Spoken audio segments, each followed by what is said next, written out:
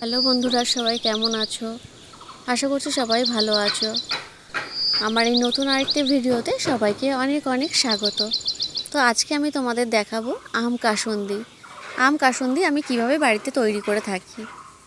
আম কাসুন্দির জন্য আমি 500 গ্রাম আম নিয়ে নিয়েছি। 500 গ্রাম আম আমার 4 পিস আমে 500 গ্রাম হয়েছে। তো ফার্স্টে ভালো করে ধুয়ে খোসা ছাড়িয়ে নিয়েছি, যেন খোসা একদমই না থাকলেই সেটা ভালো হয়, আর খোসা থাকলে হয়তো কালারটাও পাল্টে যেতে পারে। তো আমি একটা ঘষুনির সাহায্যে ঘষে নিয়েছি, আর এই আমটা একটু লালচে ছিল বলে এটা দিইনি। তো তারপরে আমি দেখো সর্ষে নিয়ে নিয়েছি। আমি দু রকম সর্ষে ব্যবহার করব, সাদা সর্ষে, কালো সর্ষে। বাচ্চারা যে স্যালাড খায় আমি সেই চামচ নিয়ে নিয়েছি আমার সুবিধার জন্য। তোমরা তোমাদের পরিমাণ মতন চামচ নিয়ে নিতে পারো। তো এই দেখো আমি এটা একটু রোদে দিয়ে নিয়েছিলাম, যেহেতু এটা আমি শুকনোই বাটবো, এটাতে আমি কোনো রকম জল ইউজ করব না। কোনো রকম জল ব্যবহার না করলেই জিনিসটা বেশি দিন ভালো থাকবে। তো এই দেখো সর্ষে বেটে নিয়েছি, তার সাথে আমি কিছু কাঁচা লঙ্কা নিয়ে নিয়েছি। এই দেখো সর্ষেতে কোনো রকমের জল কিন্তু নেই। আর এই যে এখন কাঁচা লঙ্কাটা বেটে নেব, কিন্তু বেটে নেওয়ার পরে এই যে খোসাগুলো যেহেতু এরকম রয়েছে, তো এই খোসাগুলো আমি ফেলে দেবো। খোসাগুলো দেখতে খুবই বাজে লাগছে তার জন্য, আর মুখে পড়লেও হয়তো খুব একটা খেতে ভালো লাগবে কিনা, তার জন্য আমি ফেলে দিচ্ছি। এটা যতটা ফেলে দেওয়া যায়।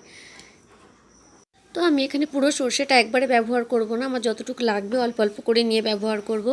আর আমি যেহেতু জল ছিল তার জন্য এরকম একটা সুতির ন্যাকড়া নিয়ে আমটা আমি ছেঁকে নিয়েছিলাম, যাতে জলভাবটা একদমই না থাকে। যেহেতু আমি সর্ষেটাও ওই জন্য আমি শুকনোই বেটেছিলাম। তোমরা যদি না পারো তাহলে অল্প অল্প জল দিয়ে বাটবে, যাতে সেটা একদম পাতলা না হয়। তো এই দেখো আগে সর্ষেটা দেখো এরকম হয়েছে। তো সবার ফার্স্টে আমি লবণ, হলুদ আর চিনি মিলিয়ে নেব পরিমাণ মতন। তোমরা তোমাদের পরিমাণ মতন মিলিয়ে নেবে। তারপরে সর্ষে বাটাটা এদেরকে আমি নিয়েছি আর একটু রেখে দিয়েছি। তো সর্ষে বাটাটা আমার আর লাগবে না। আর যে হাতাটা দিয়ে আমি মাখছিলাম সেই হাতাটারই এক হাতা আমি সর্ষের তেল দিয়ে এটাকে মেখে নেব। মেখে নেওয়ার পরে এরকম আমি এরকম একটা ঘরে কাচের বোতল ছিল মধুর, তো আমি এরকম কাচের বোতল নিয়েছি। তোমরা তোমাদের পছন্দ মতন কাচের বোতল নিতে পারো।